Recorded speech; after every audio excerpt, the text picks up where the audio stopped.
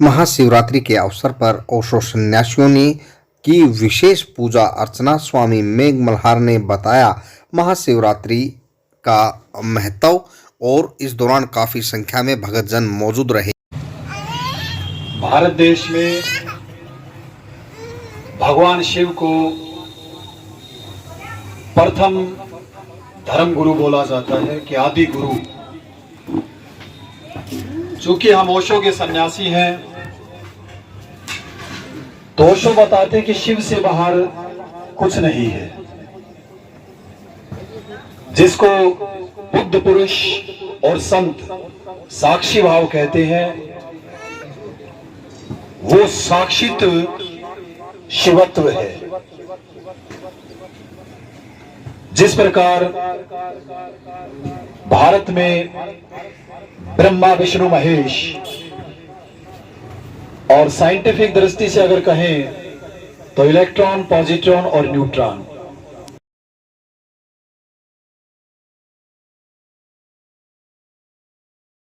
बुद्ध की दृष्टि में कहें तो शील, समाधि और प्रज्ञा। संतों की अगर दृष्टि में कहें तमो, रजो और सतो। इस प्रकार से तीन रूपों को, तीन वेगों को, तीन गुणों को माना गया है। चौथी अवस्था ओशो बताते कि तुरीय अवस्था है। तुरीय अवस्था अपने आप से आती है। धर्म शिव से कैसे पैदा हुआ, उसमें ओशो की एक किताब है विज्ञान भैरव तंत्र, जिसमें भगवान शिव मां पार्वती को ज्ञान प्राप्ति और मुक्ति का मार्ग बताते हैं। और कुछ ऐसी भाषा बोलते हैं भगवान शिव कि ध्यान विधि एक प्रक्रिया समझा देते हैं। और जितने पार्वती ने प्रश्न किए वो करीब 108 प्रश्न हैं। तो इस भारत देश में 108 ध्यान, योग या भक्ति की कहें 108 मूल विधियां हैं। और उनमें मूल विधियों का जो जन्मदाता है वो भगवान शिव है। शिव का जो ये लिंग पूजा जाता है, शिवलिंग, लिंग का मतलब चिन्ह होता है, कोई अंधविश्वास की बात नहीं। शिव का मतलब सत्य है कि सत्य ही शिव है, शिव ही सुंदर है। और लिंग मतलब चिन्ह। आप जब बंगाल की साइड में जाएंगे तो वहां सरनेम होते हैं, गोत्र जिसको बोलते हैं, लिंगा स्वामी, रामालिंगम, लिंगम आदि। तो संस्कृत में अगर हम जाते हैं तो उसका मतलब है, लिंग का मतलब चिन्ह। लेकिन एक आम धारणा लोगों में बना दी गई कि शायद शिवलिंग का मतलब है शंकर की जनेंद्री, लेकिन ऐसा नहीं है। ये सत्य पिंड है। ओशो इसके बारे में बताते हैं कि जो इनका आकार है ओवल शेप, ये आपके शून्य का सूचक है। और ये शून्य जब एक योगी पुरुष, एक ध्यानी जब गहरे ध्यान में जाता है तो इसी शून्य में प्रवेश करता है। यही ब्रह्मांड है।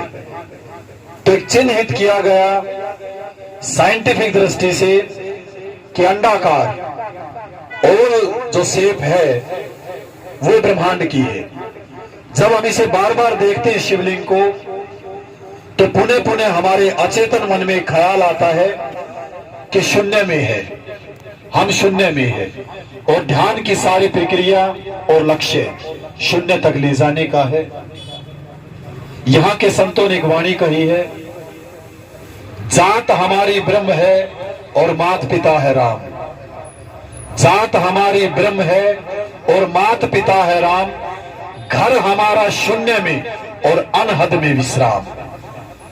तो शिवलिंग का मतलब है कि ये एक शून्य है और अनहद है, इसको खोजा नहीं जा सकता। जितना आप जाएंगे, जिसको कबीर साहब बोलते हैं, जिन खोजा तीन पाइया, जिन जो जितना खोजता उतना पाता है।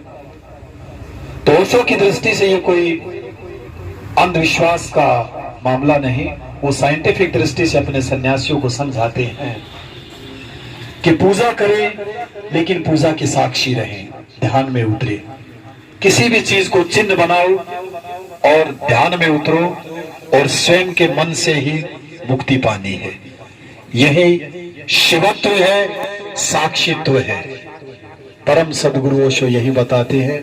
और आज इस महा शिवरात्रि के उपलक्ष्य में, शिवरात्रि में हम सभी मित्रों ने ओशो की देशना के अनुसार शिव स्तुति, उनकी ध्यान प्रक्रियाएं और नृत्य का जो नटराज भगवान का रूप है, शंकर भगवान का, जो ओशो अपनी व्याख्याओं में अक्सर बोलते हैं, अर्धनारीश्वर, नटराज और शिवा।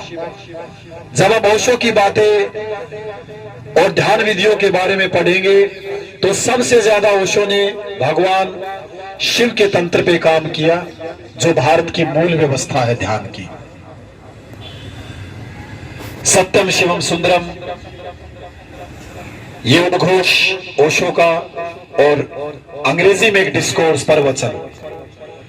गौरी शंकर ध्यान ओशो का, शिव नेत्र ध्यान ओशो का, देववाणी ध्यान, नाद ब्रह्मा ध्यान, त्रिनेत्र ध्यान, त्राटक ध्यान, नटराज ध्यान, ये सारे ध्यान ओशो ने बहुत ही भीतर के गुहा रहस्यों से खोजे हैं और वो अक्सर हम करते रहते हैं।